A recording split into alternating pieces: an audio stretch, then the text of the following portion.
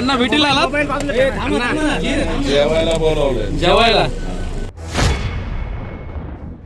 अण्णा भेटीला आलात?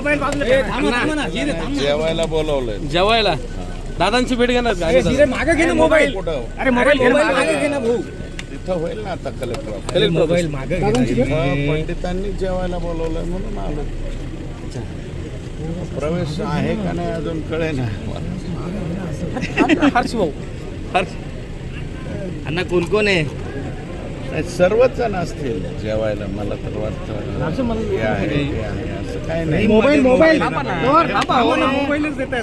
त्यांच्या निवासस्थानी जेवणाचा कार्यक्रम आहे.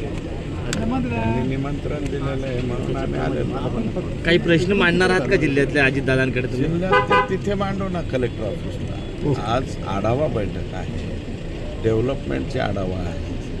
वेगवेगळे जे काम प्रकल्प कुठे थांबलेले आहेत काय त्याच्यामध्ये आपापल्या मतदारसंघाचे सगळेजण आपापली बाजू मांडतील ना. आणि त्याच्यावरती उपमुख्यमंत्री आणि पालकमंत्री ते ऑर्डर देतील. काय बीड जिल्ह्यात धनंजय देशमुख हे देखील या ठिकाणी येणार आहे. परिस्थितीवर काही मागणी करणार का?